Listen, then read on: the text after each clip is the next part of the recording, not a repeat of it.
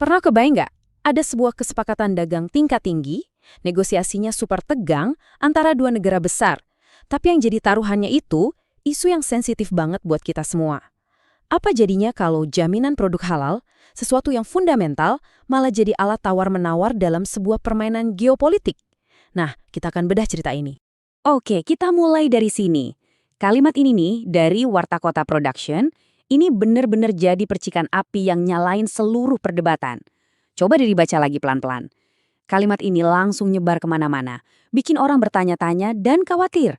Mengorbankan sertifikasi halal? Beneran segitunya?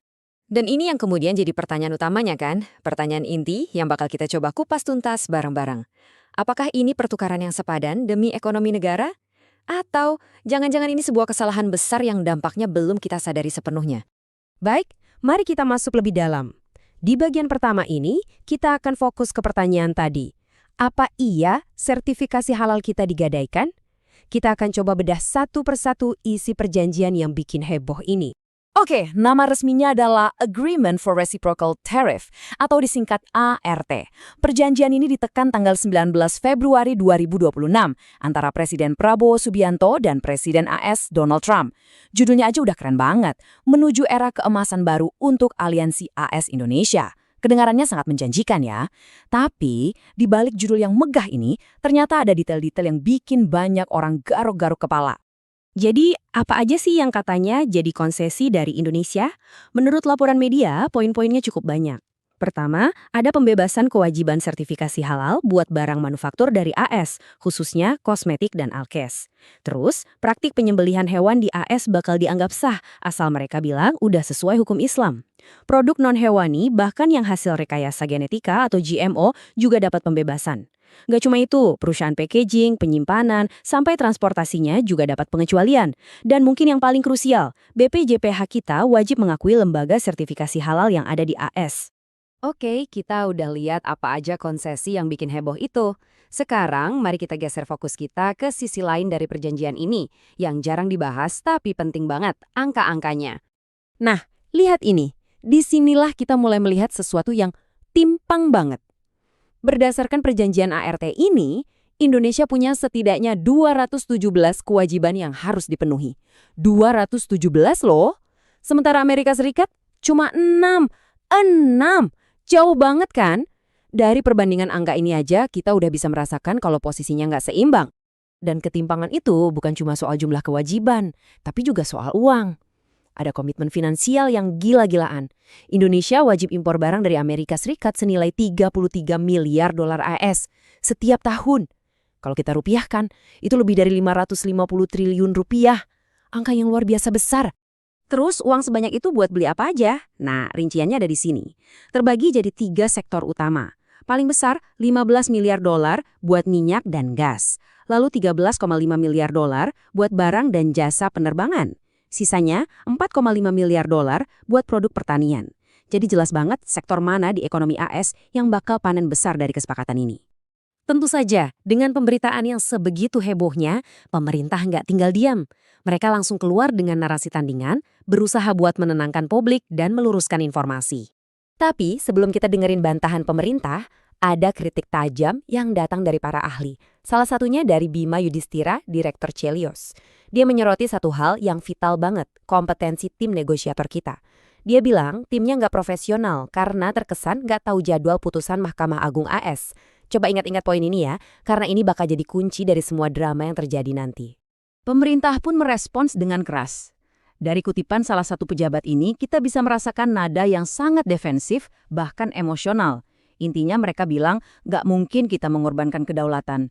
Mereka minta publik jangan bikin gaduh, dan menekankan kalau tanggung jawab mereka itu langsung ke rakyat, presiden, dan bahkan kepada Tuhan. Jadi, apa argumen resmi dari pemerintah? Mereka punya 4 poin utama untuk justifikasi. Pertama, katanya Indonesia dan AS itu menganut standar halal internasional yang sama, yaitu SMIC. Kedua, sebenarnya sudah ada yang namanya Mutual Recognition Agreement atau MRA, yang intinya mempermudah pengakuan sertifikasi. Ketiga, dan ini yang paling mereka tekankan, hukum di dalam negeri kita, UU nomor 33 tahun 2014, itu tetap yang paling tinggi dan tetap berlaku. Keempat, semua produk impor itu tetap harus lolos BPOM. Jadi kesimpulan pemerintah adalah, perjanjian ini masih dalam koridor hukum yang berlaku kok.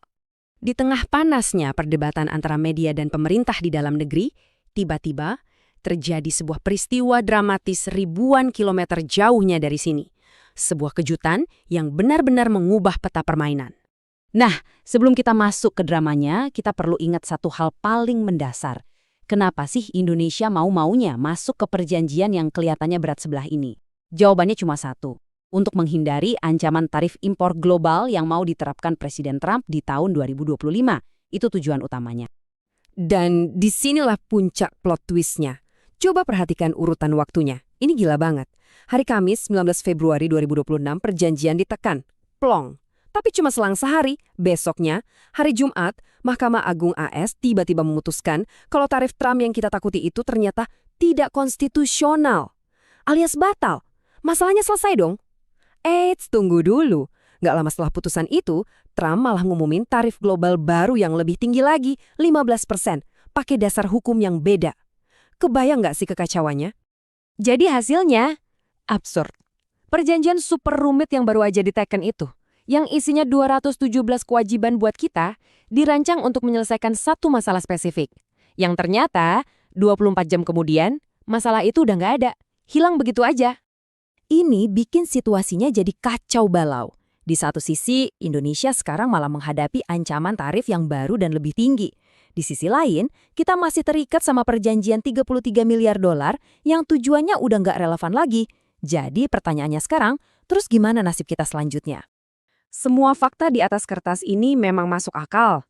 Tapi tunggu dulu, ada satu skenario tersembunyi yang efek dominonya jauh lebih besar dari yang kita bayangkan. Kita akan membedah sisi gelapnya di segmen selanjutnya. Dan tepat di saat Indonesia berpikir sudah berhasil lolos dari badai tarif, dalam sekejap mata, seluruh papan permainannya jungkir balik. Apa yang baru saja susah payah ditandatangani, sekarang nasibnya, ya, menggantung di ujung tanduk. Oke, kita langsung masuk lebih dalam ya. Guncangan ini datang dari tempat yang, jujur aja, nggak kita duga-duga.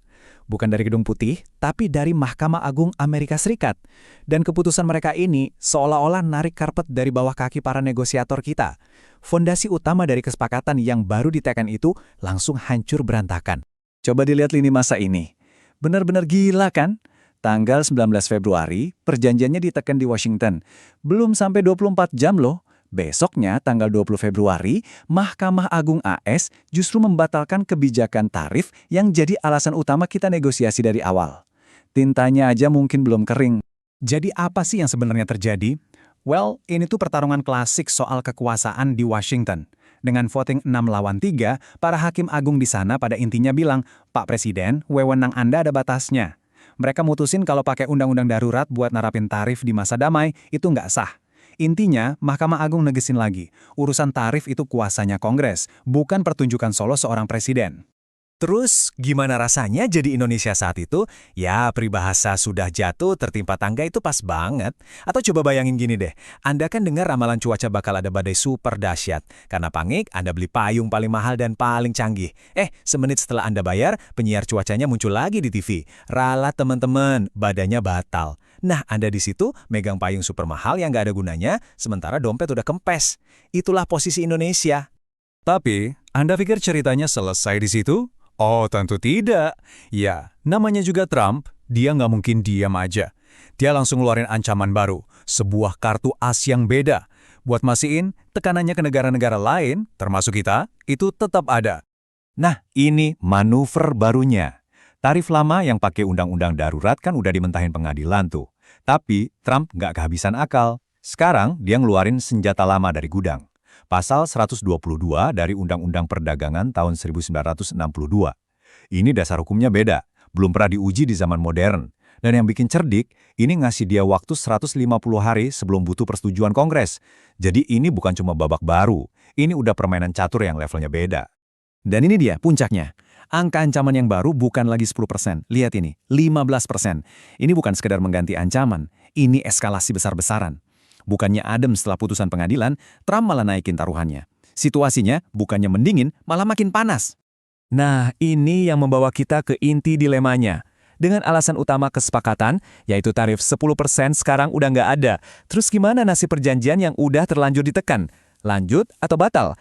Disinilah perdebatan sengit di dalam negeri kita dimulai. Di satu kubu, pemerintah ngambil sikap yang pragmatis. Menko Perekonomian, Pak Erlangga Hartarto, intinya bilang, sabar dulu, jangan panik. Logikanya, perjanjian ini kan baru efektif 60 hari lagi, jadi masih ada waktu buat negosiasi ulang. Harapan mereka ya bisa dipilah-pilah lah kesepakatan ini, mana yang masih menguntungkan buat Indonesia, itu yang diselamatkan. Tapi di kubu lain, kritiknya pedes banget. Ekonom Bima Yudhistira dari Selios nggak nahan-nahan, bilang tim negosiator kita tidak profesional karena gagal antisipasi putusan Mahkamah Agung. Argumennya simpel, kalau fondasinya aja udah ambruk, ngapain bangunannya diratifikasi? Nah, di sini kita lihat ada perpecahan yang jelas. Selamatkan apa yang bisa diselamatkan atau batalkan sama sekali. Oke, terlepas dari perdebatan itu, ayo kita lihat apa sih yang sebenarnya dipertaruhkan di sini. Kalau kesepakatan ini jadi lanjut, apa aja harga yang harus kita bayar? Mari kita bedah isinya, karena angka-angka yang bakal kita lihat selanjutnya ini terus terang bikin melongo. Visual ini udah ngejelasin semuanya. Perjanjian ini isinya ada 217 kewajiban yang harus dipenuhi Indonesia, terus Amerika Serikat cuma 6. 6! Ini udah bukan negosiasi lagi, ini lebih mirip daftar tugas yang panjang banget buat Indonesia, dan AS cuma jadi mandornya. Jomblang banget kan? Dan daftar tugas yang berat sebelah itu ada harganya. Kalau kita rupiahkan, komitmen impor yang wajib kita penuhi itu nilainya segini, 55,7 triliun rupiah. Seulang ya, 557 triliun rupiah. Ini bukan cuma angka di kertas, ini komitmen belanja raksasa yang bisa mengubah peta ekonomi negara kita. Terus uang sebanyak itu buat beli apa aja? Nah, ini rinciannya. Setiap tahun kita wajib impor produk pertanian senilai 4,5 miliar dolar. Terus pesawat dan jasa penerbangan 13,5 miliar dolar. Dan yang paling besar, minyak dan gas senilai 15 miliar dolar.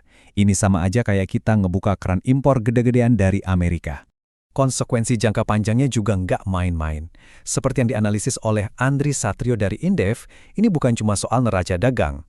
Ada beberapa pasal di dalamnya yang dinilai bisa jadi batu sandungan buat ambisi strategis nasional kita. Contohnya, upaya kita buat ngambil alih kendali penuh aset vital kayak Freeport. Ketidakpastian ini ternyata nggak cuma dirasain Indonesia loh. Seluruh dunia sekarang lagi nahan napas, mencoba nebak apa langkah Amerika selanjutnya. Coba kita intip sebentar gimana negara-negara lain merespon ini sebelum kita balik lagi fokus ke kesiapan kita sendiri. Reaksinya macam-macam kan? Korea Selatan sama India milih buat ngerem dulu, lihat situasi. Tiongkok kelihatannya tenang, tapi sambil memperkuat jaringannya di regional. Sementara Uni Eropa, wah, mereka bahkan udah nyiapin jurus balasan. Ini nunjukin ada gejolak ekonomi global, di mana semua negara lagi coba cari posisi aman. Nah, di tengah semua turbulensi global ini, pemerintah Indonesia ngasih pernyataan yang menenangkan. Pakai istilah sedia payung sebelum hujan, pemerintah ngeklaim kalau berbagai skenario udah diantisipasi, dan kita katanya udah siap menghadapi segala kemungkinan. Jadi, kita udah lihat rentetan kejadian yang luar biasa. Kesepakatan diteken, fondasinya langsung ambruk, terus muncul ancaman baru yang lebih tinggi, ada perdebatan internal yang tajam, dan di atas itu semua ada tagihan ratusan triliun rupiah. Pemerintah bilang siap, tapi setelah melihat semua ini, pertanyaannya sekarang kembali ke kita semua. Apakah kita memang sudah siap menghadapinya? Coba deh, tuliskan pendapat dan analisis Anda di kolom komentar di bawah. Saya penasaran.